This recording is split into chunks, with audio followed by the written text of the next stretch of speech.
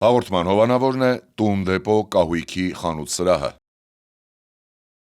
Հաղորդման հովանավորն է Dream Park հյուրանոցառեստորանային համալիրը։ Հաղորդման հովանավորն է Աջափնյակ բժշկական կենտրոնը։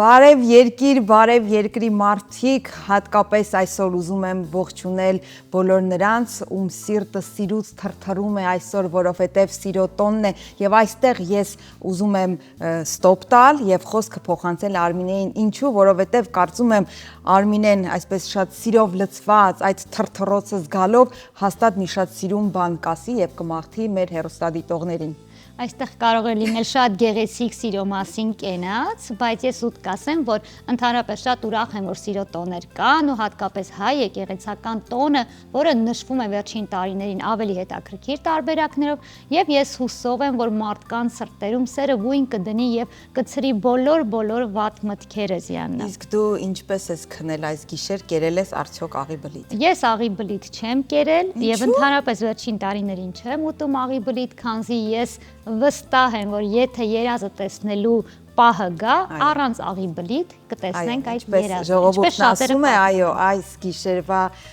երազները շատ խորհրդավոր են, շատ իմաստուն են, անկախ նրանից աղի բլիթը կերել ենք թե ոչ։ Սա բարև երկիրն է, մենք դեռ աղի բլիթի Սուրբ Սարգսի մասին դեռ երկար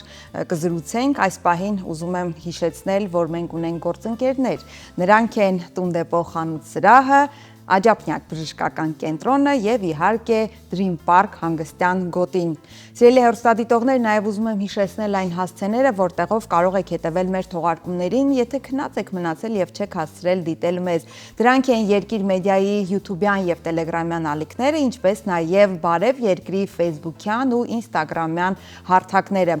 Մի փոքր էլ մանրամասնենք մեր իհարկե գործընկերների գործունեության մասին եւ այն ծառայությունների, որ նրանք մատուցում են Աջափնյակ բժշկական կենտրոնի մասին շատ խոսել կարծում եմ չարժե, որովհետեւ մեկ անգամ այնտեղ այցելելով կհասկանաք, թե ինչ պրոֆեսիոնալ եւ առանձնահատուկ վերաբերմունք է յուրաքանչյուր բուժառուի նկատմամբ։ Իսկ Dream Park-ը իհարկե պետք է գնալ, վայելել Լոռվա հիասքանչ բնությունը եւ մաքուր օդը եւ այնտեղ մատուցվող համեղ ուտեստները, սիրելի հեռուստադիտողներ։ Dream Park-ում նաև ոչ միայն հանգստի համար կարող եք գնալ, այլ նախատեսել գործնական, քաղաքից դուրս հետաքրքիր հանդիպումները։ Բացի այդ, մեր հովանավորն է նաև ինչպես իմ գործընկերուհին նշեց, Տուն դեպոն, որտեղ առաջարկում են բարձրակարգ եւ հետաքրքիր կահույք։ Դուք այնտեղ կարող եք գտնել հենց ձեր կահույքը։ Արցախի փողոցում գտնվում է Տուն դեպոն, այցելեք եւ գտեք ձեր կահույքը։ Քո ասպետին սպասող Արմինե, խնդրում եմ դու սկսիր եւ ներկայացրու այո, այսօր թերևս արդեն գաղտնիք չէ, որ հայ առաքելական եկեղեցին նշում է սիրո բարեխոս Սուրբ Սարգիս Զորավարի հիշատակության, ինչպես նաեւ ամենայն հայոց Գարեգին II հայրապետի տնօրինությամբ երիտասարդների օրհնության օրը։ Եվ եկեղեցական այս տոնը շարժական է, սովորաբար նշվում է Սուրբ Զատիկից 63 օր առաջ։ Եվ սովորաբար հունվարի 18-ից փետրվարի 23-ը ընկած այդ հատվածում է լինում։ Տոնի հոգևոր խորհրդի եւ ծագման մասին րոպեներ անց մեր հյուրի հետ շատ ծավալուն զրույց կունենանք, իսկ մինչ այդ առաջարկում ենք դիտել մի տեսանյութ, որտեղ սիրով կպատմենք տոնի հետ կապված այն բոլոր ժողովրդական սովորությունների, ավանդազրույցների մասին, որ մեզանում շատ տարածված է, դիտենք եւ վերադառնանք։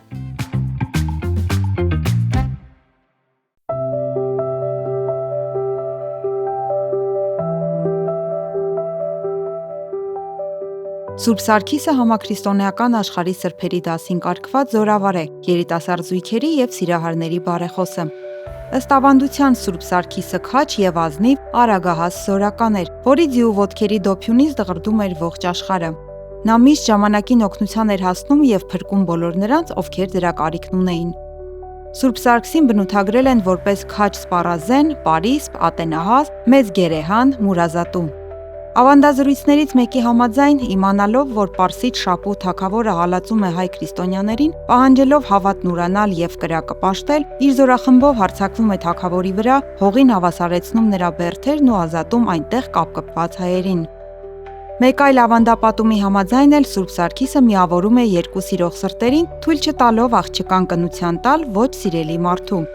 Սա աղքատ Աշուղ Ղարիբի մասին է, որը սիրում էր մի հարուստ աղջկա՝ Շահսանամին։ Վերջինիս հայրը հավանություն չէր տալիս Աշուղ Ղարիբին եւ ուզում էր աղջկան ամուսնացնել մի հարուստ տղայի հետ։ Սա իմանալով Աշուղ Ղարիբը գնում է օտար երկիր հարստանալու համար եւ աղջկան խոստանում, որ կվերադառնա 7 տարի հետո։ Այդքան տարի անց ճանապարհ է ընկնում, բայց հասկանալով, որ չի հասցնում իր խոստացած օրը հասնել սիրելին, հուսահատված օգնության է կանչում Սուրբ Սարգսին։ Սուրբն իր արագավազ ձիով իսկույն հայտնվում է եւ Աշուղ Ղարիբին մի ակնթարթում հասցնում հայրենի քաղաքը, որտեղ էլ սիրահարներն ամուսնանում են։ Հայ ժողովուրդը Սուրբ Սարգսի տոնը նշել է աղոթքներով, առատ եւ այդ օրվան հատուկ ուտեստներով, երգերով, խաղիկներով ու մի շարք զիսակարգերով։ Այդ օրը հավատացյալներն ուխտի էին գնում զորավարին նվիրված սրբավայրեր, մոմ վառում, իսկ հետադարձի ճանապարհին մեկին հանդիպելիս ոչ թե պարզապես բարևում էին, այլ ասում. «Խաչը քեզ ողջույն ղարկե», իսկ հանդիպողն էլ պատասխանում էր. «Ողջ մնաս»։ Սուրբ Սարգսի տոնի նվիրական ուտեստները փոխինդն ու խաշիլն էին, ներծծված անուշ խաղողահյութով ու մեղրով։ Դրանք պատրաստվում էին այն ջրով, որով լվացվել էին զորավարի անունը կրող սրբավայրի խաչը։ Իդեպ պատահական չէ հենց փոխինդի պատրաստումը։ Այն կապված է մի ավանդազրույցի հետ, որտեղ ասվում է, թե ինչպես էր Սուրբ Սարգիսը երկար կռիվների ժամանակ գրպանում եղած օրապահիկ աղանձը փոխինդի վերածում եւ հագեցնում քաղցը։ Տոնի նախորդող շաբաթվա ընթացքում կանայք ծանր գործեր չէին անում։ Երիտասարդ աղջիկներն ու տղաները զսպում էին իրենց ախորժակը, միայն չոր հացով սնվում, այն էլ մայրամուտից հետո։ Օճառով չէին լողանում, որպեսզի Սուրբ Սարգսի ձին հանկարծ չսայթաքեր օճառաջրի վրա։ Բոլորը վստահ էին, որ միայն այդպիսի խոնար վարքով ու կենսակերպով կարող էին արժանանալ սրբի բարեգթությանը։ Ուրբաթ երեկոյան պահքի վերջին օրը հարսնացու աղջիկ ունեցող մայրերը հատուկ երգեր էին երգում, իսկ իրենց ապագա ամուսնուն երազում տեսնելու եւ նրա տված ջրով ծարավը հագեցնելու փափագով աղջիկներն աղաբլիթ էին ուտում եւ քուն մտնում։ Նշենք, որ աղի բլիթը թխում էին երջանիկ կամ, ինչպես ասում են, անուշ բերանով կանայք։ Տանտիկիններն էլ ամանով չոր փոխինդ էին դնում տան կտուրին կամ դռան շեմին, հուսալով, որ Սուրբ Սարգիսը կայցելի իրենց տուն եւ ձի ու պայտի հետքը կթողնի փոխինդի վրա, որպես հաջողության ու բարեբերության նշան։ Առավոտյան այդ փոխինդից խաշիլ էին եփում եւ ճաշակում ամբողջ ընտանիքով։ Իսկ հետո սկսվում էր ուրախ ճաշկերույթը, որը համախմբում էր բոլոր երիտասարդ աղջիկներին ու տղաներին մեկ սեղանի եւ գիշերը տեսած երազների շուրջ։ Մինչև ուշ երեկո երգում պարում էին եւ աչքի պոչով փնտրում իրենց երազների հերոսներին։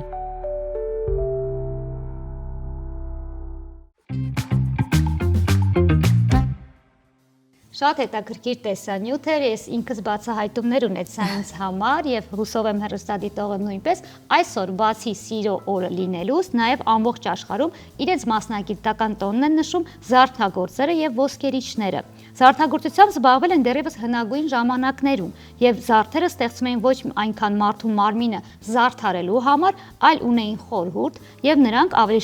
շատ նրա դիրքն ու կարեւորությունը ցույց տալու համար էին եւ շրջապատին որևէ հաղորդագրություն փոխանցելու հիմք ունեին։ Եվ պատմությանը հայտնի առաջին զարդերը պատրաստվել են տարբեր բնանյութերից, խխունջներ, ժանիքներ, քարեր, շատ հետաքրքիր է, որ մինչև օրս բնական բնանյութերով պատրաստված զարդերն ավելի կիրառելի եւ գնահատելի են։ Այո, ակտուալ են մինչ այսօր։ Զարդարվեստի հայրենիք է համարվում Հին Հունաստանը, որտեղ առաջինն է սկսել պատրաստել ազնիվ մետաղներից զարդեր, հղկել ու մշակել թանկարժեք ու խորհրդանշական քարերը, որոնցից են մարգարիտը, սաթը, ամեթիստը, նռնակարն ու զմրուխտը։ Եվ հենց այդ ժամանակներից էլ հավելեմ, որ ընտանեկան զարդ հանդիսացող այդ սովորույթը արդեն եղել է տարբեր ազգերի մոտ եւ նաեւ հայերի մոտ։ Նրանք միշտ ունեցել են մի ընտանեկան զարդ կամ մատանի կամ որևէ ինչ այլ զարդ, որը փոխանցել են դարեդար իրենց բոլոր սերունդները։ Այո, փոխանցվող։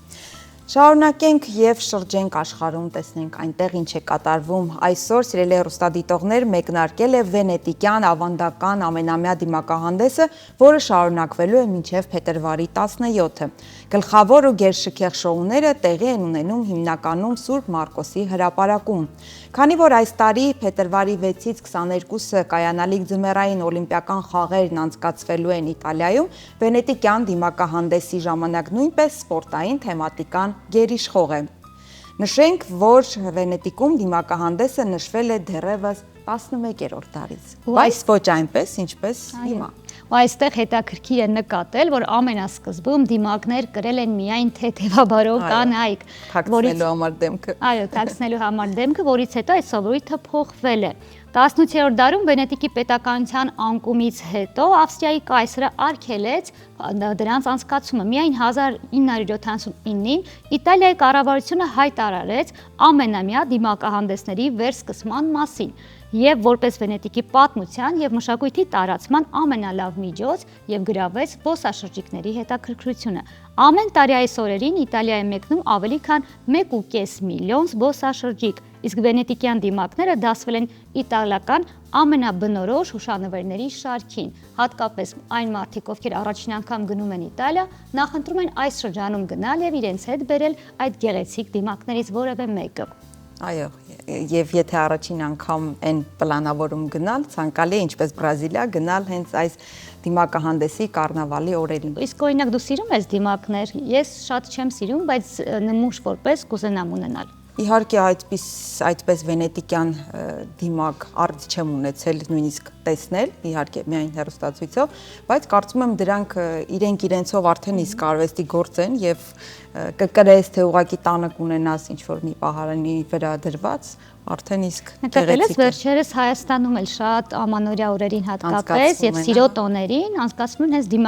դիմակահանդեսային միջոցառումներ, ինձ դուր չի գալիս, ես սիրում եմ պարզ տեսնել մարդկանց դեմքը։ Կարծում եմ բոլորն էլ գիտեն թե դիմակի հետևում ով է թաքնված։ Երևի։ Եվ քանի որ ժամանակների ու երկրների միջև էքսկուրս արեցինք, այս պահին առաջարկում եմ տեղափոխվենք Շրի Լանկա, որտեղ համացանցում տարածված տեսանյութից ով չի տեսել, հիմա առաջարկում ենք դիտել, դու տեսել ես ինչպես է փիղը թերևս քաղցած եւ մրգեր, բանջարեղեններ գտնելու ակնկալիքով փորձում է կոտրել եւ մտնել զբոսաշրջիկներին տեղափոխող ավտոբուսը։ Դիտենք, հետո կվերադառնանք եւ արդեն կարծում եմ տեսահոլովակ կդիտենք։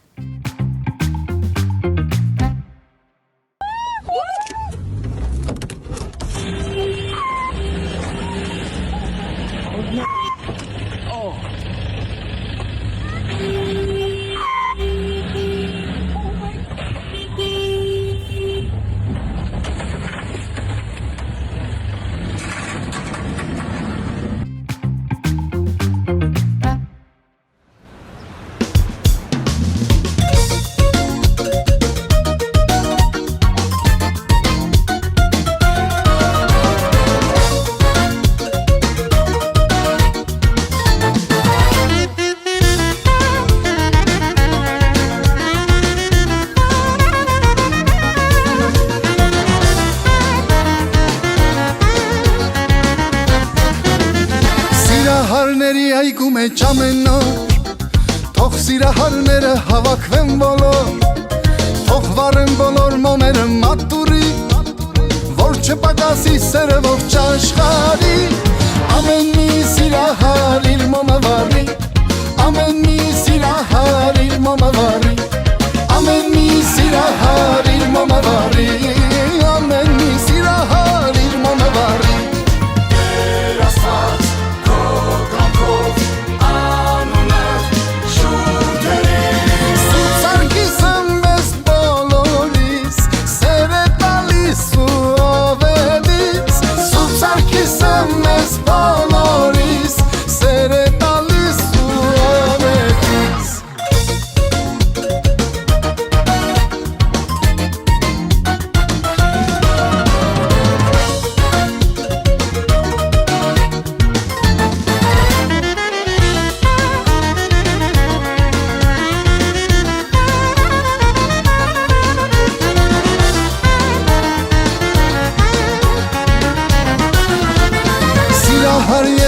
Կյանքում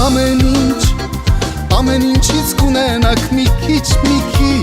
բայց չմոռանաք մոմերը մատուրի,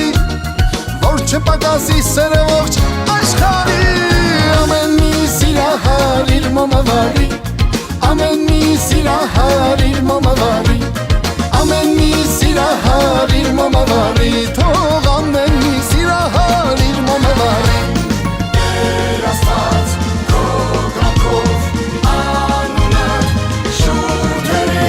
Սուտ սարքիս եմ ես բոլորիս, սեր է տալիս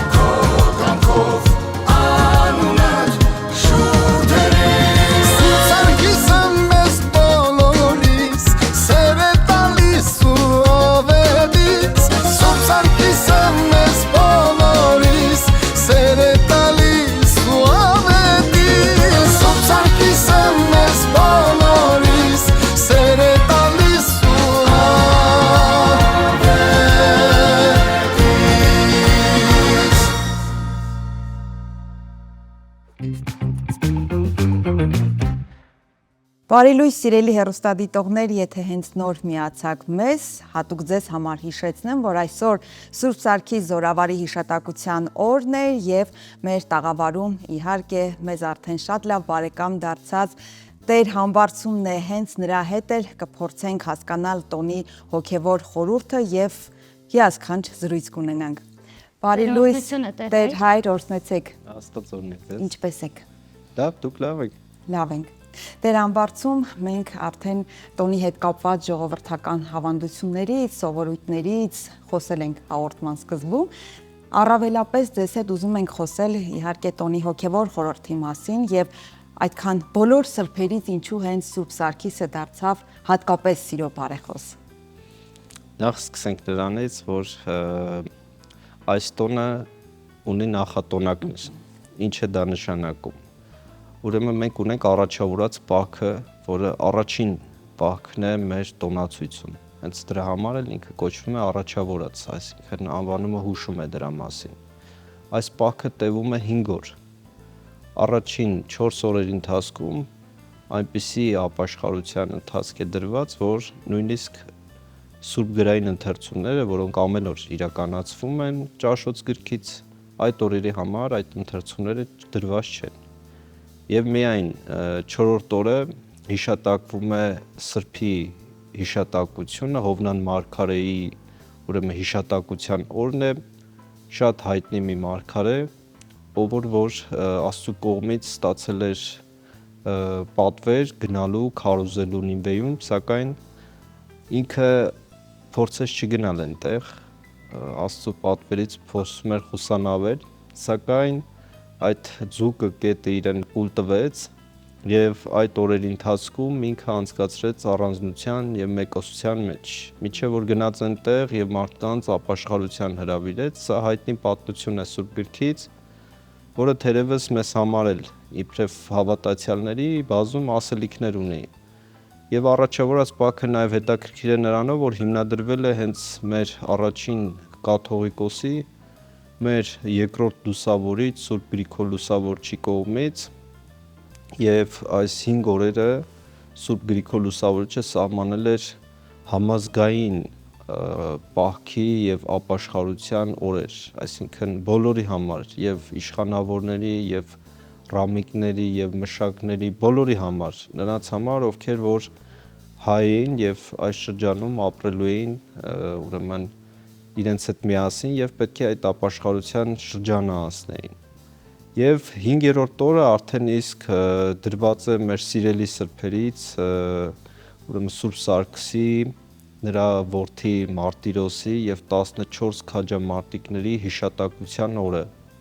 Սուրբ Սարգիսը հստակ կերպար է, որը որ արտացոլված է ոչ միայն մեր իբրև սրբի կերպար մեր պատկերացումներում, այլ նաեւ մեր պատկերագրությունների մեջ, սրբանկարների մեջ, ինքը միշտ պատկերված է ձիով, գորշ կամ սպիտակ գույնի, տարբեր պատկերումներ կան, եւ ընկալումը այնպիսին է, որ նա արագահաս սուրբ էր, ով կարողանում էր նեղյալներին, կարոտյալներին, մարդկանց, ովքեր որ ունեին դժվարություններ, գնար, հասներ իրենց, օգտակար լիներ, օգներ, եւ սա սիրո ամենամեծ դրսևորումն է, սակայն նաեւ առանձնանում է իր հոգացությունը այն մարդկանց հանդեպ, ովքեր որ սիրահարներ էին եւ պետք է արդեն ապագայում հասնեին իրար, ընտանիք կազմեին եւ ուրեմն այդ ընտանիքը սիրով լցնեին։ Այս սուրբը իր գործունեությամբ, բարեգործ ընթացքով, այն մեծ բարությամբ, որ բարուրել էր ժողովրդին, արժանացել է մեծ սիրով եւ մնացել է մարդկանց սրտերում հենց այդպես։ Ճիշտ է, ինքը զորավոր էր, քաջ էր, ինքը խոսվում է նաև ժողովրդական զրույցների մեջ խոսվում է իր քաջ կերպարի մասին, որ իր ձյու ձայնն էր անգամ դղրդյունով, որովհետև իր կերպարը խրոխտ էր եւ ինքը կարողանում էր մարդկանց արժեվ կանգնելով ցույց տալ, որ մի հզոր կերպար է, որ իրենց առաջ է դուրս եկել։ Ուրեմն մի տեսակ չի կարողանում ոնց որ համադրություններ դրվել խիզախ, հզոր կերպարի եւ բարի անձնավորության միջեւ, որովհետեւ շատ հաճախ բարի մարդիկ ներկայացվում են իբրև մեկը, ով անկարողությունից ելնելով ուղղակի բարություններ անում, սակայն բոլոր պատկերացումները այս սրբի կերպարով փոխվում են։ Մեր համբարձում խոսեցինք Սուրբ Սարգսի կերպարի մասին, իր առանձնահատկությունների, յուրահատուկ կողմերի, բայց կարծես թե հասարակության մեջ Սուրբ Սարգսի տոնի հետ կապված կան ավանդույթներ, սովորույթներ, որոնք գուցե արդեն սնահավատության դաշտ են գնում, առաջինը դա երազ տեսնելն է, երկրորդը առաջին աղի բլիթ ուտել, հետո երազ տեսնելը, երկրորդը երբ փոխինձով կամ ալյուրով ափսեն դնում եւ հասկանալու համար արդյոք Սուրբ Սարգիսը իր դյուպայտը թողել է։ Արդյոք եկեղեցին ընդունում է, գիտեմ որ ընդունում է, բայց որ հատվածն է ընդունում այս ժողովրդական սովորույթների եւ արդյոք սրա հիմքում սնահավատությունը չէ։ Տեսեք, մեր ժողովուրդը ունի ձևավորած բարի ավանդույթներ, ընդհանրապես տոները միավորելու խորհրդի մեջ են նաեւ դրված եւ Սուրբ Սարգիսը լինելով այդքան սիրելի սուրբ, իր շուրջը համախմբել էր մի ամբողջ հավատավոր ժողովրդի։ Եվ այդ ժողովուրդը, ովքեր որ հավաքվել էին, մեր եկեղեցին տարիների եկեղեցի չի, դարերի եկեղեցի է եւ բնականաբար այս ժողովուրդն էլ ուզեցել է ավելի հանդիսավոր, ավելի տոնական տրամադրությունների մեջ ընկալելի դարձնել այս տոնը եւ դրա համար որոշ սովորություններ ձևավորվել են։ Եվ եկեղեցին այս սովորությունները չի կարողանում ասել, որ դրանք սնահավատությունից բխող երևույթներ են։ Մյուս կողմից էլ նաև զգուշացնում է, որ հանկարծ այս երևույթները գուշակությունների, սնահավատությունների արդյունք չդառնան։ Եվ շատ լրջորեն չվերաբերվի։ Որովհետև այո, կարող է մի բարի սովորությամբ ենթադրենք մարդ հայտաղի բլիթ ուտել եւ իր մտքում պատկերացնելու համար, որ որևէ կերպ կարող է իր երազում ինչ որ կերպ իր ապագա ընտրյալին տեսնել, բայց միևնույն ժամանակ սա չպետք է դառնա ուղենիշ, որ ինքը մտածի, թե հենց դրանով է իր հետագա ուրեմն ընտրյալին տեսնելու եւ եթե չտեսնի ուրեմն ինքը դժբախտ է, սրանք երևույթներ են, որոնք այո, խորապես մարդիկ չպետք է իրենց սրտերի մեջ դնեն, որովհետեւ այս տոնի խորը բովանդակությունը հենց ասելիքի մեջ է, որ գալիս է սիրո բարեխոսը։ Ինչ ունենք մենք իբրև մարդիկ այս բարեխոսից վերցնելու մեզ համար, որովհետեւ գիտենք այսօրվա աշխարհը ապրում է պատերազմների, դաժանության, ինքնագոհության, մարդիկ չարացած են մեկը մյուսի հանդեպ, հարաբերությունների լուրջ աղճատումներ կան, կա բաժանման վտանգ նույնիսկ մարդկանց մեջ եւ սերը միակ գործոնն է, որ կարող է մարդկանց համախմբել, սերը միակ հնարավորությունն է, որ մարդկանց իսկապես կարող է երջանիկ դարձնել, որովհետեւ շատերը հարցնում են, թե ինչ է երջանկությունը։ Մի բան ունենալու մեջ չէ երջանկությունը այդ ունեցածը սիրով վայելելու մեջ է գոնե։ Եվ դրա համար շատ կարևոր է, որ մարդիկ ոչ թե մտածեն, թե ինչ պետք է ուտեն, ինչպես պետք է տեսնեն այդ երազը, այլ ընդհակառակը նրանք պետք է մտածեն, որ դրանք կարող են փոքրիկ, այսպես բաղադրիչ մասեր լինել այդ տոնի, բայց բուն տոնը, բուն բովանդակությունը այստեղ մնում է սրբի բարեխոսությունը, որովհետև այդ սրբերը իրենց կյանքով են ցույց տվել, թե որքան նվիրված են Քրիստոսին, չէ՞ որ Սուրբ Սարգիսը իր որդին եւ նաեւ այդ քաջամարտիկները բոլորը զոհվեցին հանուն նրա համար, որ չուզեցին ուրեմն լքել Քրիստոսին, ուրանալ իրենց հավատքը եւ դրա հետևանք այն եղավ, որ նրանք դարձան նահատակներ, հանուն Քրիստոսի նահատակներ։ Եվ այս նահատակությունը ունի արյան գին, եւ այդ գինը այսօր մենք տեսնում ենք իրենց ուղակի իրենց անցած ճանապարհը իբրև քրիստոնյաներ մեր կյանքերից ներս դաջելու համար, մեզ իբրև օրինակ իրենց ընկալելու համար եւ շատ կարեւոր է որ մարդիկ այս ամենը ճիշտ հասկանան, որ չլինի այնպես թե սիրո տոնը կամ այս բովանդակալի տոնը միայն ամփոփվի նրա մեջ, որ մենք գնացինք աղի բլիթ կերանք կամ շատերը նույնիսկ ասում են որ աղի բլիթ ուտելու օրն է, այդպես չէ։ Շատ կարևոր է որ տեխնիկական նման խնդիրները միշտ ինչի մասին երկար տարիներ բոլորս խոսում ենք, որ այո, ոչ թե աղի բլիթ ուտելու, ոչ թե իրար ծաղիկ կամ արջուկ նվիրելու, ինչը շատ տարածված է, այլ իսկապես սեր տալու ու կապ չունի, որ կուզեի որ շեշտեք, եթե դեմ չեք, ես ավելացնեմ, որ կապ չունի դա հենց աղ կնոջ եւ տղամարդու մեջ սիրո բարեխոսը սիրո տարածման գաղափարի կողմնակից է եղել եւ շատ կարեւոր է հատկապես այսօր, որ սիրո մասին շատ խոսվի ու իրար սիրելու մասին նաեւ խոսվի։ Դե ես նշեցի, որ նաեւ Սուրբ Սարգիս ինքը կարոդյալների, նեղյալների պահապանն է եղել եւ տեսեք այսօր մարդիկ ինչ որ իմաստով բարեգործություններ անելուց անպայման ուզում են, որ դա արձանագրվի եւ մարդիկ ինչ որ կերպ տեսագրում են դա կամ ինչ որ կերպ ուզում են այդ անունները բարձրաձայնվի, բայց ամենից կարևոր բարեգործությունը դա այն բարեգործությունն է, երբ քո հոգին է այդ ամենը, քո սիրտն է այդ ամենը բավարարվածության մեջ պահում։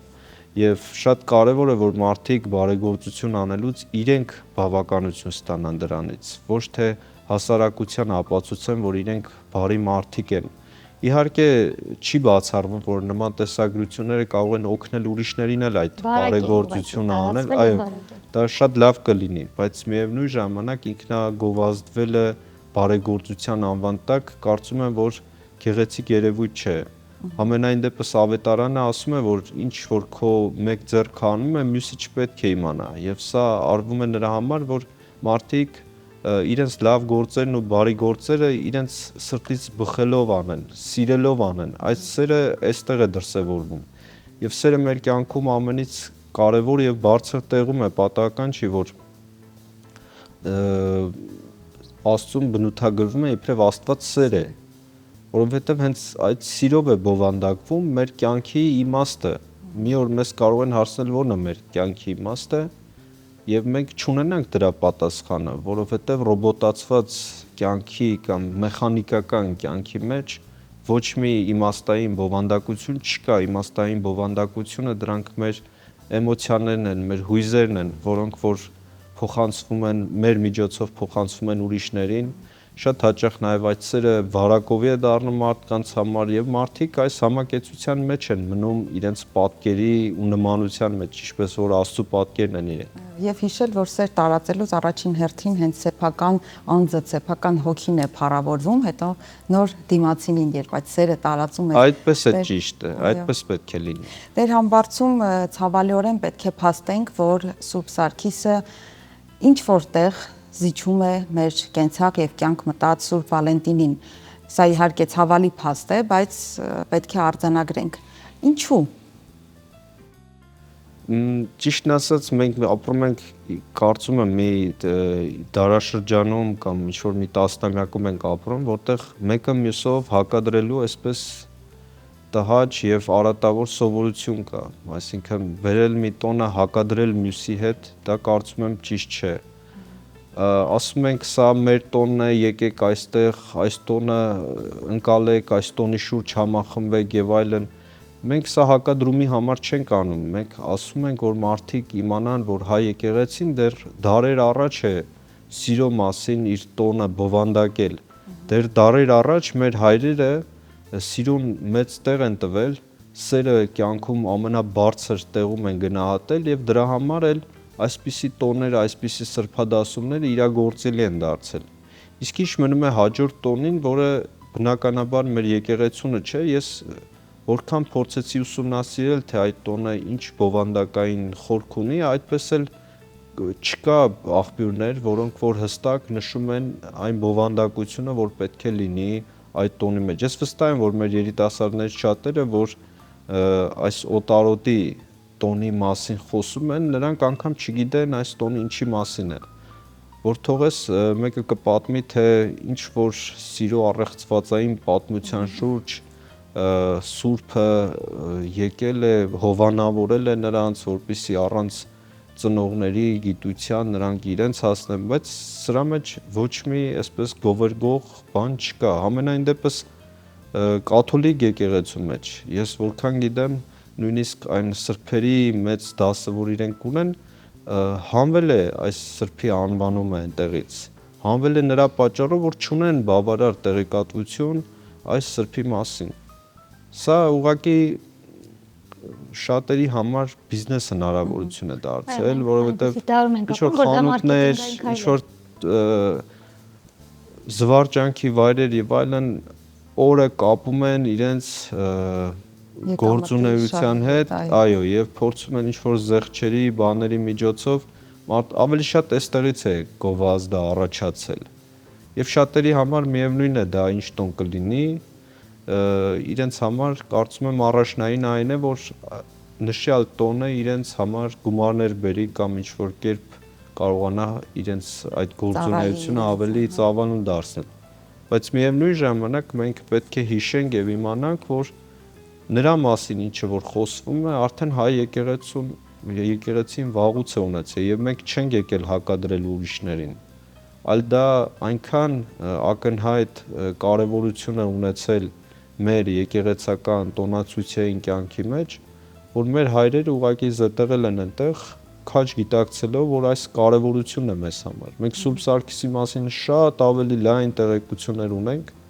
քան Վալենտին, ուրեմն կոչվող տոնի մասին, որ ես ոչինչ չունեմ այդ այսպես կոչված տոնի դեմ, բայց միևնույն ժամանակ պատկերացնում եմ, որ կեղծ օրակարգային թեմաներ են, որոնք բերվում են հատուկ ինչ որ նպատակներ ապահովելու համար։ Այսպես եմ կարծում։ Բայց այդ ամենայնի, որքան էլ իհարկե կեղծ եւ այլն, նախ սիրո տոնը թող լինի, եթե չի խանգարում մեր գաղափարական հիմքերին, բայց նաեւ ես ինչ որտեղ ուրախանում եմ ինչի համար, որ Սուրբ Սարգսի տոնի հետ նման շահարկումներ, խաղարկումներ, թեկուզ մարքեթինգային չկան։ Կա եկեղեցի, բոլորը գնում են եկեղեցի, բոլորը հավատում են այդ հեքիաթային երազին ու ինքը հենց եկեղեցու հետ է ասոցացվում։ Իսկ Վալենտինի օրը տոնը իրոք մարքեթինգային, այսինքն անգամ եթե կհամաձայնեք, այս հարցում ես ուրախ եմ, որ Սուրբ Սարգիսը այդքան չի իջեցել եւ չի դարձել շուկայական ինչ որ առևտրի կամ ինչ որ բիզնեսի, ոլորտ։ Ինչ կասեք այս մասին։ Նախ մենք ենք մեր քարոզչությունն է օգնել, որպեսզի հարցերը այդքան բարձր տեղում լինեն, որովհետև մենք էլ շատ նախանձախնդրորեն, իբրև հոգևորականներ կամ հավատացյալներ, շատ նախանձախնդրորեն երկյուղածությամբ եւ նաեւ փայփայելու իմաստով այս տոնի հանդեպ ունենք մեծ հարգանք եւ այդ հարգանքն է, որ չի թողում երբևիցե իջեցնելու այդ ցածը, որովհետեւ չի ընկալվի հայ հանրության կողմից նման քայլով օրինակ Սուրբ Սարգսին վերաբերվել։ Չի ընկալվի ուղղակի։ Ես նույնիսկ այսպիսի բան կարող եմ ձեզ ասել, որ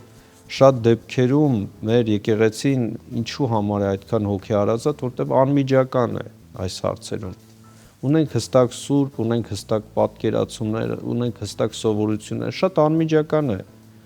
Դու որ մտնում ես եկեղեցի, այդ տոնի բովանդակության հետ կապված շատ բան պետք չի, որ քեզ բացատրեն կամ ասեն։ Դու անմիջապես մտնում ես այս երևույթների մեջ եւ սա է հայ եկեղեցու ամենամեծ ֆենոմենը, որ կարողանում է անմիջականություն բերել մարդկանց, հավատացյալներին եւ այդ տոներին ու արարողություններին։ Մենք արհեստական ոչինչ չենք բերում։ Այդ տոները այնքան սիրելի են մարդկանց մեջ եղել, որ նույնիսկ խոսվում է, որ ընտանիքներով, այսպես գերդաստաններով հավաքվել են մարդիկ, հատուկ կերակուրներ են պատրաստվել, որվա հետ կապված ուխտի են գնացել։ Դե գյուղական միջավայրներում այս համայնքները արդեն իսկ ձևավորված էին։ Եվ մարդիկ, այո, եկեղեցու շուրջ, եկեղեցուց դուրս նաև իրենց ընտանիքներում, բայց չմոռանալով, որ նաև պետք է եկեղեցի գան, մի ամբողջ սեր է դրվել այս ամենի մեջ։ Հիմա շատ դեպքերում մենք ունենք այդպիսի տոներ, որոնց պատրաստվելու ընթացքում նաև զգում ենք այդ բերկրանքը տոնի հանդեպ, տոնական զգացողությունները մեր մեջ առաջանում, օրինակ հարության տոնը շատ սիրելի է դարձել մեզ համար եւ այս տոներն էլ Սուրբ Սարգիսը սրանից 15-20 տարի առաջ շատ ավելի քիչ ճանաչում ուներ, քան այսօր։ Շնորհիվ այն քարոզչության, շնորհիվ այն հնարավորությունների, որ շատ հաճախ մենք եկեղեցականներս, նաև հավատացյալներս փորձում ենք մեկս մյուսին իրազեկել, որ այս տոնը սրա մասին է։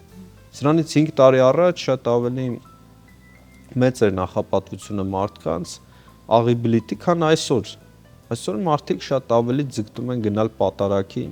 Շատերը մեզ հարցնում են իսկ առաջավորած պահքից ոնց պետք է դուրս գանք, որտեղ պահոց շրջան է, եւ մենք ասում ենք հենց Սուրբ Սարգսի օրը, որ եկեղեցիներում, որ Սուրբ Սարգիս անունն է գրում, այդ եկեղեցիներում պատարագ է մատուցվելու։ Գնացեք, հաղորդվեք եւ դուրս եկեք պահքից։ Եվ եթե չէ, կարող եք հաջորդ օրն էլ, Կիրակի օրն էլ գնալ, հաղորդվել պատարագի ընթացքում եւ նաեւ դուրս գալ պահքից, որտեղ շատ մարդիկ իսկապես այս պահոց շրջաններին հետևում են, այս պահոց շրջանները իրենց համար օրակարգ են դարձրել եւ կարողանում են պահել։ Տեր Համբարձում ունեք սիրո պատմություն կապված Սուրբ Սարգսի օրվա հետ։ Ավելի երիտասարդ տարիներից։ Չեմ կարող այսպես մտաբերել, սիրո պատմությունները մեր շուրջը շատ են պտտվում եւ արձանագրել դրանք կամ որևէ կերպ բարձրաձայնել, ամեն սիրո պատմություն յուրովի եւ հետաքրքիր է կարծում եմ։ Այո։ Եվ ամեն մարդ իր սիրո պատմությունը իր կյանքի կարևոր օրերն են։ Ես այդպես եմ կարծում, որ մեզ երջանկացնողը հենց այդ պատմություններն են, որոնք որ լցնում են մեր կյանքը նոր բովանդակությամբ։ Շատ բովանդակ եւ համապարփակ երևույթ է սերա, այո, սեր առ Աստված, առ հայրենիք, առ կողակից, առ ընկեր։ Շնորհակալ ենք հետաքրքիր զրույցի համար։ Կիսելու մեր հեռուստադիտողին մանրամասն ներկայացնելու համար, թե ինչպես է կարևոր նշել Սուրբ Սարգիսը եւ որ անպայման ուսումնասիրեք տոնի գաղափարախոսությունը, շատ սիրեք, սիրվեք եւ կհանդիպենք քիչ հետո։ Բարև երկիրը շարունակում է իր ընթացքը, սիրելի հեռուստադիտողներ, խոսեցինք հոգևորից, խոսեցինք շատ սիրուց, բայց չպետք է մոռանալ առողջության մասին։ Այս պահին օգտակար է Էջն է մեր եթերում, ձեր կողմից շատ սիրված եւ ներկայացնելու ենք շագանակները։ Շատ տներ կան, հատկապես ամանորյա սեղաններից, անպակաս են այսպես ամանով, թեկուզ մի քանի հատ դրված շագանակները, այո։ Աստորեն շագանակը կենցաղում էլ բացի սննդարար լինելուց, շատ օգտակար է, շատ այլ հանգամանքներում, թե ինչի մասին է խոսքը, առաջարկում եմ դիտել տեսանյութը։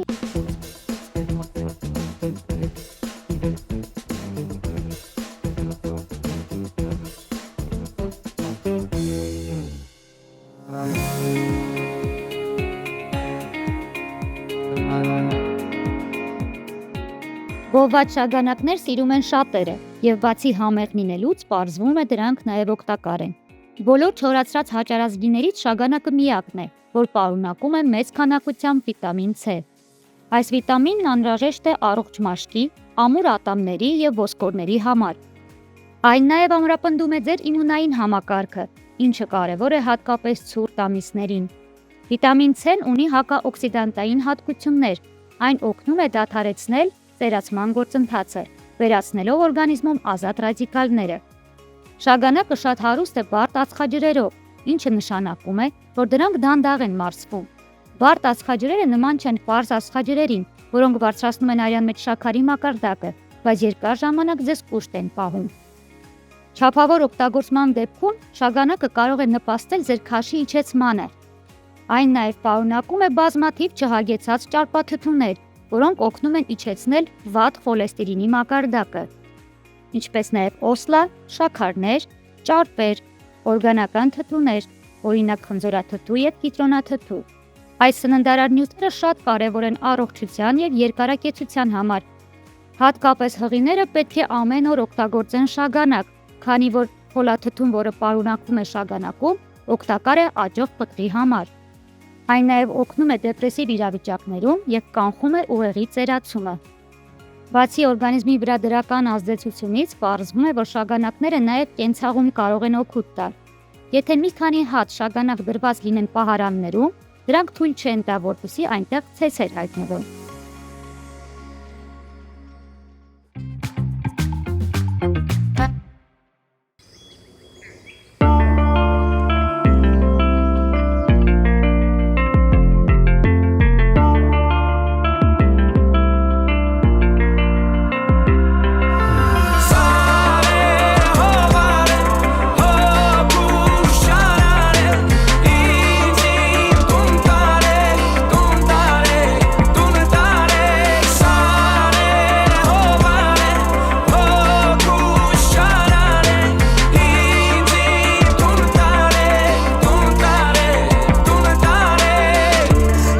Երբևիցե տեսել եք, որ արևը խավարի, երբևիցե տեսել եք, որ քարը բողոքի, ես եղել եմ քար 30 տարի,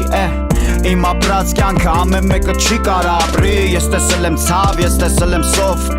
Ես տեսել եմ պատերազմ, եղել եմ վիրավոր, եղել եմ սգավոր, եղել եմ թունավոր, եղել եմ խոր քնած, ինձ բուժել են կարելով Ու այն պահին երբ ինձ թվում էր ելք չկա, երազում ինձ ուր գալիս ա մի փոքրիկ տղա, մոտ 3 տարեկան Դեմքը ինձ նման, առանց շոր ու կոշիկ, ձեռը խաղալիքն ա մեկնում ա խաղալիքը ու նայում ա աչքերիս, հարցնում ա երկու բան Նա իմ անցյալից էր, առաջինը հարցերեց հանգիստ ա իմ քունը, երկրորդը հարցերեց թե որտեղ ա իմ տունը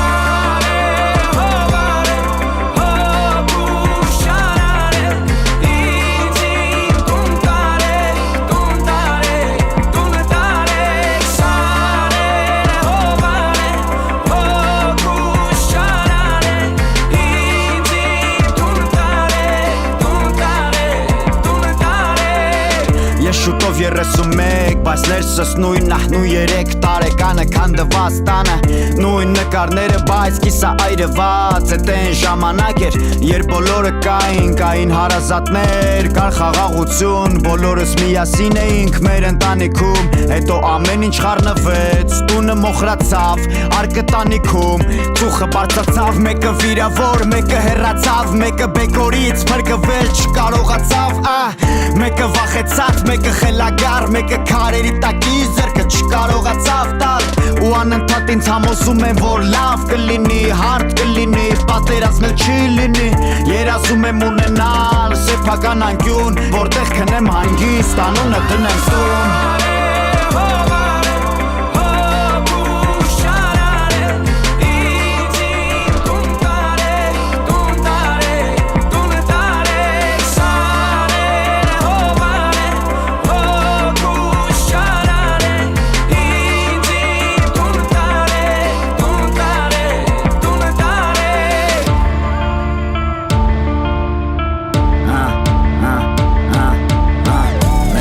Ամեն մեկում հրեշտակ ու սատանա կա Մեզանից ամեն մեկում ամբարի ամչար կա Մեզանից ամեն մեկը մի տեսակարուն Մեկն ուտում ա թշնամուն, մեկը սեփական լեզուն Ծնվել եմ երբ որ ուտելիք ու լույս չկար Քայլել եմ բայց կանգնելու հույս չկար Ինձ քանդել են շատ, ես շարունակել եմ շարել Շարունակել եմ ներել, շարունակել եմ լինել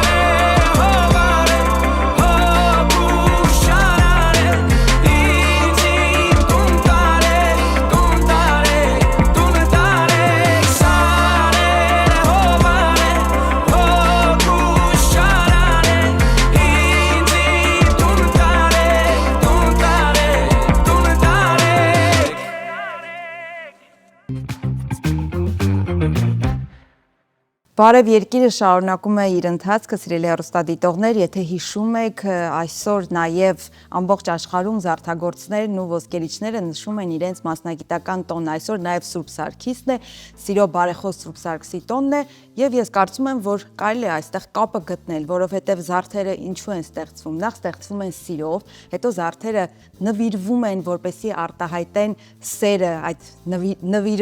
նվիրողը իր սերը արտահայտում է դիմացինի նկատմամբ Այնպես որ հրաշալի կապվում են այս երկուսն իրար հետ։ Էլ այո, դառնում է կյանքի համատեղելիության, միասին ապրելու խորհրդանիշ եւ հետաքրքիր զուգադիպությամբ այսօր երկու տոնը իրար հետ համընկնում են։ Եվ մենք ինչպես միշտ ունենք թե տոնի, թե իրականությանը համընկնող հյուր եւ մեր հյուրն այսօր Արցախից իր ամուր, երաշտական ձայնով եւ տաղանդով, բայց ձեզ համար գուցե բացահայտում կլինի, որ իմանաք, որ նա նաեւ արծաթագործ է։ Ով է մեր հյուրը Ձյանը։ Հայտնի լոկան Վալերի Ղազարյանը, որին բոլորդ վստահ եմ ճանաչում եք շատ հայտնի երգերով, այո, բացահայտում է նա նաեւ զարդագործ է։ Ողջույն լոկա, բարի գալուս մեր տաղավարշին։ Շնորհակալ եմ հրավերի համար եւ ինչպես ասեցիք, զարդերը ոչ միայն արտահայտման միջոցներ են, այլ զարդերը հենց իրենք են արտահայտման, այսինքն զարդերի միջոցով նաև խոսում է մշակույթը։ Այո, որը շատ կարևոր է։ Զարդերը մեծ, իհարկե, ինչպես դուք եք ձեզ տարբեր հարթակներում, բնութագրում երկաթյա ոտքով եւ սրտով ռեպերը Արցախից։ Մի փոքր ուզում եմ Քանի որ ձեզ ճանաչում են առավելապես որպես երգիչ, ուզում եմ մի փոքր այս պահին ձեր գործունեության մասին խոսենք, հետո հատիկ կանդրադառնանք ձեր զարդերին։ Ինչով եք այս պահին զբաղվում։ Այս պահին զբաղվում եմ նոր ալբոմի աշխատանքներով եւ այս տարի ձեր եթերում առաջի անգամ բացահայտում անեմ, լինելու եմ մեծ մենահամերգ ու այդ աշխատանքներով եմ հիմնականում զբաղված, բայց նաեւ զբաղված եմ լոկասի զարգացմամբ եւ այս տարի ուզում ենք վերսկսենք մեր աշխատանքները, քանի որ հիմա միայն զարդերով են զբաղվում, հագուստ չենք անում, քանի որ հագուստի արտադրամասը մնաց Արցախում։ Հիմա այս տարի ուզում ենք նորից հագուստն սկսենք, Աստված առաջ։ Լոկա, իսկ զարդագործության նկատմամբ սերը երբ է արթնացել, երբ եք բացահայտել։ Փոքր ժամանակ, երբ որ ուսումնարան էի սովորում դեռ, փոքր ժամանակ, փոքր չէ, արդեն ավարտած, որ ուսումնարան էի սովորում, ոնց որ ազատ ժամանակ ունեի, քույրս աշխատում էր մի հատ մարդու մոտ Արցախում նռենի կար, չգիտեմ գիտեք թե չէ, Արմոնդներ, որ արծաթագործ էր, ու ես մի քանի անգամ գնացի իրանց խանութ ու այդ բանը առաջացավ ու Արմոնդին համոզեցի, որ ինձ սովորացնի, ու տենց սկսեցինք իրար հետ անել, սովորեցի ոնց են ձուլում, ոնց են առանձնացնում, ոնց են մշակում եւ այլն, բայց անկեղծության համար պետք է ասեմ, կոնկրետ այս զարդերը ես իմ ձեռքով չեմ անում, մի քիչ բան գլուխ գովալ կլինի էլի, որ ասեմ ես եմ նստում այդքան անում։ Այսինքն էսքիզներով եք դուք առավելապես։ Նու հա, էսքիզներով, գաղափարով, փաթեթավորում, ինչպիսի տեսք պետք է ունենա վերջնականը, խորհրդանիշը եւ այլն, այսինքն հիմնականում ոնց որ շատ բան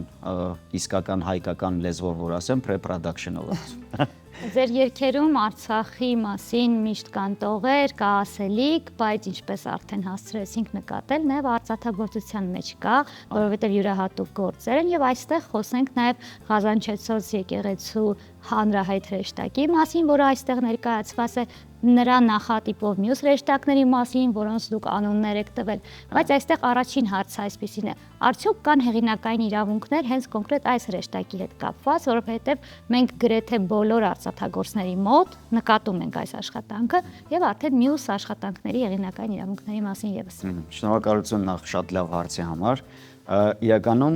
այդ հարցը ինձ էլ է միշտ հուզել ու ես մի քանի հոգու ում ճանաչում եմ, ես հարցրել եմ, ասել եմ արդյոք դուք ունեք հեղինակային իրավունք էսա անելու, որովհետև այս քանդակագործը, հեսա դրա մասին էլ կխոսամ, մենք ցանկացած հրեշտակ, որ արտադրում ենք, շուկայում հայտնի է երկու տեսակի հրեշտակ, ձիթենի ճյուղով եւ աղավնիով։ Բայց Ղազանչեցոցի զանգակատան հրեշտակները 4-ն են եւ նա ամեն մեկը իր խորհուրդը ունի։ Այսինքն մենք նախքան սա արտադրելը հանդիպել ենք քանդակագործի թոռան հետ, քննարկել ենք, էսքիզներն ենք տեսել, այսինքն ի սկզբանե քանդակագործի կողմից նկարված թե ինչպես պետք է լինի այդ քանդակը, այսինքն մենք շատ խորը research ենք արել, նոր ենք սկսել արտադրել։ Մենք այս արտադրանքը ինքը բիզնես մտածողություն չէր, ինքը ավելի շատ արտահայտման, պահպանման, ինքը ինչպես իմ երգերում, այնպես էլ այս գործում ես ցանկություն ունեի, որ Արցախի մշակույթը, Արցախի որովհետև հրեշտակները իրանք պատմություն ունեն։ Շատ հին, ավելի հին պատմություն ունեն, քան Ղազանչեցոց եկեղեցին։ Չեմ խորշի դա ասել, որովհետև Ղազանչեցոց եկեղեցին կառուցվել է մեկ այլ եկեղեցու ֆունդամենտի վրա։ Հիմքի վրա։ Այո, հիմքի վրա։ Եվ պահպանվել է միայն զանգակատունը։ Այսինքն մինչև Ղազանչեցոց լինելը այնտեղ կա մեկ այլ եկեղեցի, որը մեր թվարկությունից առաջ էր, էլի բան ու այդ տեղի վրա կառուցվել է ու այդ զանգակատան հրեշտակները թարմացվել են։ Այսինքն 90-ականների ժամանակ առաջին Արցախյան պատերազմի ժամանակ, երբ ազատագրվեց Շուշին, եկան բոլորը տեսան, որ հրեշտակները վնասված են։ Երևի հայտնի նկարը հիշում եք, այն մարդը երեխուն գրկած, դա հենց դրա խորհրդանիշն է, որ քանի որ հրեշտակները վնասված էին, որպես հրեշտակի խորհրդանիշ բերեցին իրենց երեխաներին, որ խորհրդանշ իսկ երեխաները մեր ապագաներն են, սերունդը չէ։ Այսինքն ինքը այտենց խորհրդանշական է եւ թոռան հետ երբ որ մենք շփվեցինք, ես խնդրեցի հեղինակային իրավունք եւ այս ամեն ինչը ինչ կա, բոլորը ոնց որ համաձայնեցված են եւ այս հրեշտակների մենք տվել ենք անուններ։ Շուկայում ոչ մեկին ամենայն հարգանքով բոլորի նկատմամբ, բայց ցանկացած արծաթագործ ովքեր զբաղվում են սրանով եւ արտադրում են այս հրեշտակները, հարցնեք անունը, կասեն Գաբրիել հրեշտակ ու այլ ոչինչ չեն ասում։ Որովհետեւ ամենահայտնի անունը դա է, չէ՞, Գաբրիել հրեշտակը, բայց իրականում իրանք ունեն նպատակային անուններ, այս անունները մենք դրել ենք Եթե նկատել եք բոլոր հրեշտակների ձեռքին կա այս ձողը, որը կոչվում է հայերենով չեմ կարող ասեմ տրոպկա միրա, աշխարհի ձողը։ Եվ ձախ Աշխարհի ձեռքի թե խաղաղության։ խաղաղության աշխարհի ինձ թվում է շատ խաղաղության, հա, խաղաղության, ես էլ եմ այդ խաղաղության կողմնակից եմ ավելի շատ։ Ու բոլորի ձեռքում կա մեկինը կա աղավնի, որը խաղաղությանն է։ Մեկինը կա ձիթենի, որը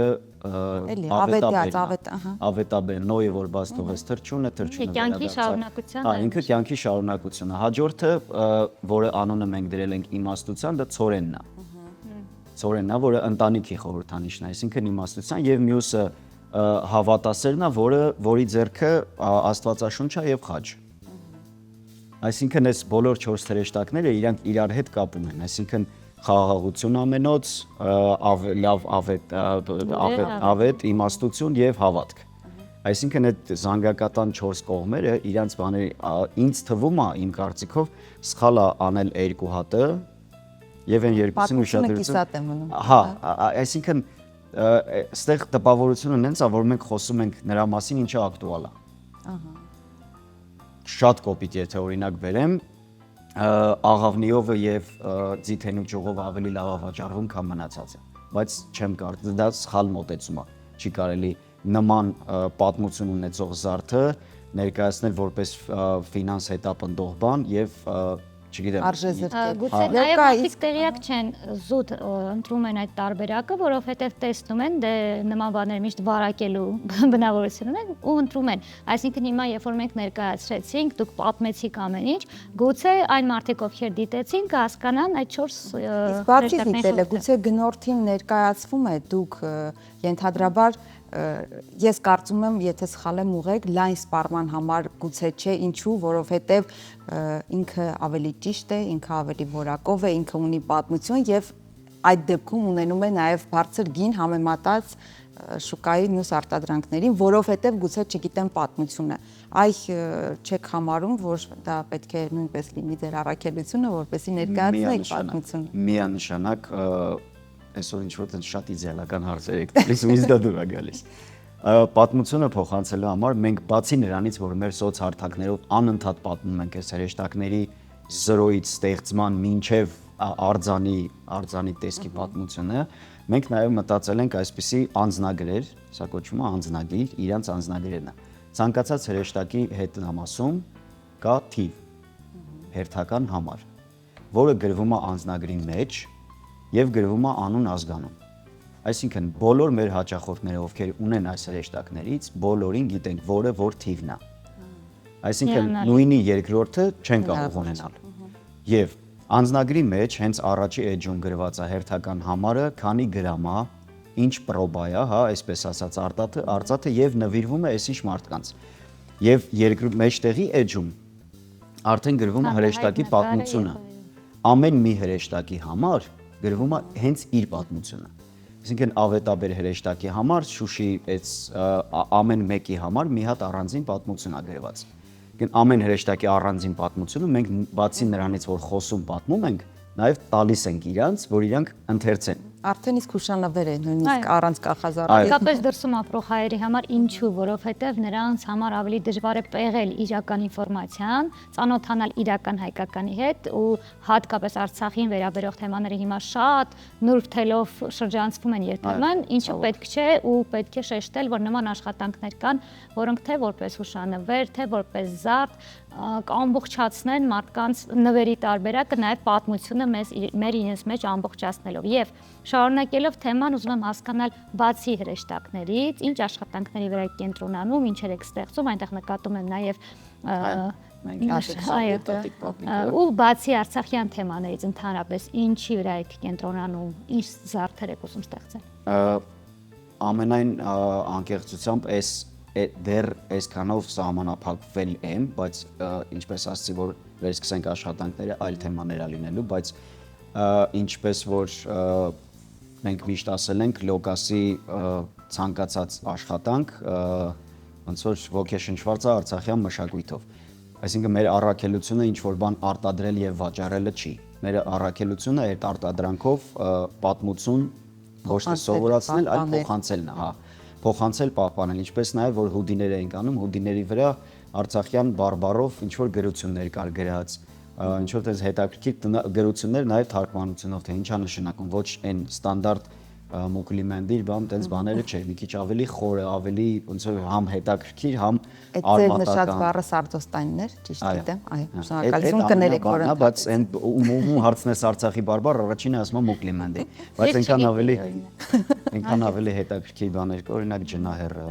Այդ ինչ է նշանակում։ Հետաքրքիր ջնահեռը ինքը տենց բան ուղիղ թարգմանությունը մարդ ով որ ջերմում է, ջնահեր, ջանը երում է։ Բայց այդ ոնց որ ավելի տենց սիրով, երբ որ մեկին տենց շատ սիրելը ասում սա ջնահեր։ Ինձ տենց ինքը տենց սիրո արտահայտման բան է։ շեղվեցինք ներողություն։ Այո, շեղվեցինք, այս տատիկ պապիկի Այո, այսօր սիրո տոնն է կներեք ջնահեր բառը, իսկ տեղին էլ հաստացի։ Սիրո արտահայտման միջոց է։ Ես քեզ սիրում ջնահեր։ Տատիկ պապիկը այս իրականում այս տատիկ պապիկը, որ մենք արել ենք էսքիզը, ինքը տենց մեծ վաճառքի համար չէր, շատ մեծ պատվեր ունենք Ամերիկայից, որ պետքա արտադրեինք 500-ից ավել եւ US-ի համալսարանում պետքա բաժանեինք, այնտեղ միջոցառում ունեինք ու հետո այդ անելուց հետո որոշեցինք, որ ինչու՞ չէ կարելի է նաեւ ոնց որ վաճառքի անել, բայց մի հատ էստեղ էլի մշակութային շատ հետաքրքիր բան կա, որ մեծ մասին, օրինակ դու գիտեք տատիկ պապիկի քանդակագործող էր։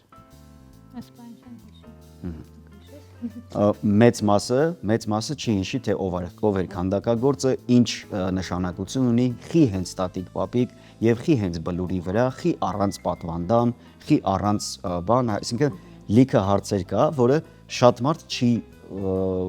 կոպիտ ասած խորանում, չի մտածում։ Բայց էդ էլ է նաեւ խնդիր, եթե ես նաև մի հատ sense թեթև անցում անեմ նորից հետ գամ, էլի ոնց որ ես մի հատ ծրագիր էի անում 20-ից հետո, երբ որ այդ դեպքերը ամեն ինչ եղավ ու 23-ին վերջնական եղավ, ես շատ սիրում եմ սարեր գնալ, անտառներ գնալ, տեսարժան վայրեր եւ մի ծրագիր սկսեցի, որը կոչվում է հայրենիքը պետքա ճանաչես ով սիրես։ Եթե չճանաչես, չես կարա սիրես ու տենց ամբողջ Հայաստանում մի տարվա ընթացքում Հայաստանում այդպիսի տեսարժան վայր, սար, անտառ չկար, որ չգնայի։ Ու այս նույնը ես մտածում եմ, որ նաև ուղիղ կապ ունի մշակույթի, երգի, պարի, նկարչության, ցանկացած գործի հետ, ցանկացած, այսինքն մի բան եթե դու ունես, եթե դա չիմանաս, չճանաչես, դրա իր պատմությունը որտեղից է եկել, ինչ նշանակություն ունի եւ այլն, դու չես կարա իրան լիարժեք ընդունես։ Մենք բոլորս գիտենք տատիկ պապիկ կամ ինչպես մեր սփյուռքահայերն են ասում մամիկ պապիկ, հա, ու վերջ դրանից ավել ոչինչ չգիտենք։ Հիմա դրա համար մենք նույնպես ստեղ գրել ենք պատմությունը, ով է քանդակագործը, որ թվին է տեղադրվել, ինչի համար է տեղադրվել, մոտավոր բովանդակություն ասենք տատիկ պապիկ դեդո բաբո կամ ինչպես զբոսաշրջիկներ են ասում մամիկ պապիկ, պաշտոնական անվանումն է մենք ենք մեր սարերը հուշարձանը, որը տեղադրվել է 1967 թվականին Ստեփանակերտի մուտքի բլուրներից մեկի վրա։ Հուշարձանի քանդակագործն է Սարգիս Բաղդասարյանը, ճարտարապետը Յուրի Հակոբյանը։ Բաղդասարյանի նպատակն է եղել ցույց տալու, որ կոթողն անմիջապես հողից է սկիզբ առնում, ծնվում է ու շարունակվում է հողի վրա ամուր կանգնելու համար առանց պատվանդանի։ Այսինքն դրա համար է, որ պատվանդան չունի։ Քանդակագործը խորհրդանշում է հայկական ավանդական ընտանիքի սկիզբը։ Այստեղ ափսոսում եմ, որ այս ամենի մասին թերևս մենք հիմա ենք շատ դեպքերում լսում եւ խոսում, ինչու, որովհետեւ երկար տարիների ընթացքում մենք պետք է այս մասին խոսեինք, այստեղ բոլորիս մեղավորություն է դա, բայց իհարկե հիանալի եւ ողջունելի է, որ թեկուս հիմա, բայց այսքան գրագետ ձևաչափով եք ներկայացնում աշխատանք, այսինքն միայն դա բիզնես չէ։ Իդեպ մի հարց, ինչպես նկատի դա արծաթ է, թե լույսերից է։ Բոլորը արծաթ է։ Հա, բոլորը արծաթ են, ու սա առանձին է, սա որպես անձնագիր է, էլի այսպես ասած գնա, սա առանձին, ինքը տենց հետաքրքիր նվեր է, մենք ավելի շատ նաեւ փաթեթավորմանն ենք ուշադրություն դարձնում, այս օրինակ Պոպոկի փայտից է սարքած ու ինքը բանով է փակվում է ու ինքը տենց որպես հայերեն չգիտեմ այդ բառը շկատուլկա շատ գեղեցիկ են զարդատու։ Նաև կարա տենց աշխատի ու ինքը տենց որ դիրքով ուզեք կարա դնեք, այսինքն իրան մաքսիմալ նենց ենք փորձել սարքել, որ տենց ամեն օրվա ու բան չլինի, միանգամյա չլինի, էլի ոնց բացես ու սել չես Ինքնից կարող։ դու շատ լավ նկատեցիր սկզբում, որ շատ լավ հուշանվեր է, թեկուզ տատիկից թորանը, որպեսզի սերնդեսերունդ պահպանվի պատմությունը եւ Ընտանիքի զարդ, ինչպես ընտանեկան լինում է հին զարդերը։ Վերադառնալով երաժշտությանը գուցե խոսենք այս մասին այս պահին ստեղծագործական ինչ փուլում եք եւ նաեւ առաջիկա համերգի մասին, եթե գաղտնիքները կբացահայտեք։ Շատ գաղտնիք չեն բացահայտի, որովհետև դեռ ժամանակ ունենք, ոնց որ տարին նոր է սկսվում, նոր ենք դեռ համակերպվում, բայց երաժշտական լիքը շատ նոր երգեր կան, 15-ից ավել նոր երգ կա, ուղղակի ժամանակային էր մի քիչ չեմ հասցնում։ Դուետներ թե միայն ձեր։ Ինչպես նաև դուետներ եւ առանձին երգեր, ինչպես նաև Արտաս Սահմանյան մի քանի արտիստի հետ էլի դուետներ կլինեն։ Իսկ համերգի մասին շուտով արդեն կսկսենք պաշտոնապես հայտարարել եւ գաղտնիքներ բացել, էլի այսպես ասած։ Հավատարիմ մնալով նաև օրվա մյուս խորհրդին, ուզում եմ հարց տալ, թե աղի բլիթ երբևէ կերել եք, թե ոչ։ Մի քանի անգամ կերել եմ, այո։ Իսկ ինչ երազ եք տեսել։ Շատ ջուր խմելուց բացի ուրիշ ոչինչ չեմ Դեռ չեք տեսել։ բացարձակ չէ։ Իսկ գուցե այս պայն առաջարկում աղի բրիթին զուգահեռ նաև ինչ որ մի ակապելա կատարում։ Ես ուզում եի հասկանալ լոկայի սիրտը զբաղված չէ, այդ դեպքում այդ երազը որևէ կապ ունեցել է, թե չէ, եթե երբևէ չի տեսել։ Okay։ Մտքում էի մտածում, հետո բարձր ցնեցի։ Okay, աղաբլիթը կերել եմ երևի շատ փոքր տարիքում։ Հետո տեսա մատամին։ Չէ, այս նույնպես մեր արտագրանքն է, այս իմ ալբոմի անունն է, կյանք ենջնջած կյանք, ինքը տենց խորհրդանիշ ունի։ Ուրեմն պատասխան է։ Որովհետև Facebook-ում ամեն անգամ երբ որ կյանքը բերում էր իմ մոտ, ես մտածում եմ իսկապես մի տար ու իրականություն մի ամբողջ, բայց ես իմ հարցից չեմ հրաժարվի, քանի որ Դիանան փորձեց բացահայտել, ուզում ենք հասկանալ այս պայն ում կնվիրեք երգ ու մի ակապելա կատարում մեզ ակապելա չնվիրել, մեզ նվիրել։ Երևի ակապելա չեմ անի, այդ խորհրդանիշի համար շնորհակալություն շատ, այդ իմ միտքն է ու իմ նաև այդ ձեռագիրս է հենց ես իմ գրած բանն այն հենց խորհրդանիշը հենց նրանում է որ ապրում ենք մի կյանք որտեղ կանք այսինքն ու նաև կանք այնքան մի քանի ապրում ենք ոնց որ տենց ինքը բառախաղ է կանքի ու կյանքի միջև էլի ու ես նաև այս 23-ից հետո ասում եմ սա իմ համար սա կյանք չի սա կանք է դեռ կանք է իսկ քանի կանքը կա դեռ կանք չի այո Եվ կանք, եթե կա սեր, եթե կա հավատ, առաստված եւ առհայրենիք, ինչպես մեր զրուցում էինք Տեր Համբարձումի հետ ձեզանից առաջ։ Շնորհակալություն Լոկա, թող ձեր սիրտը, ինչպես դուք եք սիրում ասել, շատ սիրով, տոկունությամբ լի լինի եւ այսպեսի ստեղծագործությունները իհարկե ոչ միայն երգի տեսքով, նաեւ զարդերի տեսքով հասնեն բոլորին։ Շնորհակալ եմ շատ։ Մենք ենք շնորհակալ։ Սիրելի հեռուստադիտողներ, բարև երկիրն ենք մենք եւ տաղավարում զրուցում էինք Լոկայի Վալերի Ղազարյանի հետ։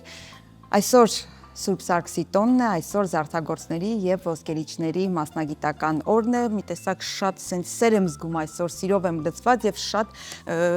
սիրում եմ այսօր մեր եթերը։ Հա, ես սիրեցի մեր եթերը, որովհետև մեր եթերում ինչպես միշտ սեր կա, բայց այսօր ոչ միայն եթերում, եթերից դուրս էլ այստեղ սեր է տիրում, ինչի համար իհարկե մենք շատ ուրախ ենք եւ կհանդիպենք քիչ հետո։ Դե ինչ այս իրաշատ եթերը արդեն ավարտին է մոտենում եւ ես առաջարկում եմ Դիանայի հետ միասին ձեր օրը շարունակել սիրով լի, իրար հանդեպ ուշադրությամբ լի եւ տոնը դարձնել լիարժեք, բայց մինչ այդ նաեւ Դիանան կհիշի մեր հովանավորների մասին։ Մինչ կհիշեմ, իհարկե ուզում եմ շնորհակալություն հայտնել նախ ձեզ, սիրելի հեռուստադիտողներ, առավոտյան ձեր սուրճը, թե այսօր նաև ձեր ժպիտներն ու սերը մեզ հետ կիսելու համար եւ շնորհակալություն հայտնել իհարկե մեր գործընկերներին, նրանք են Տուն Դեպոխանուց սրահը, Dream Park հանգստյան գոտին, որը գտնվում է Լորվա շքեղ բնության գրկում, Դենդրոպարկի անմիջապես հարևանությամբ եւ իհարկե Աջափնյակ բժշկական կենտրոնը։ Կրկին շնորհակալություն ձեզ, մենք կհանդիպենք վաղը, բայց մինչ այդ, եթե չեք դիտել մեր թողարկումը կամ կկարոտեք մեզ եւ կուզենաք կրկին տեսնել, կարող եք Երկիր Մեդիայի YouTube-յան եւ Telegram-յան ալիքներով հետեւել Բարև Երկրին կամ էլ Բարև Երկրի Facebook-յան ու Instagram-յան հարթակներում։ Ինչպես ես եմ սիրում ասել, մենք սպասում ենք ձեր հետաքրքիր նամակներին։ Իսկ ես էլ սիրում եմ ասել, եղեք առողջ, խաղաղ ու շատ երջանիկ։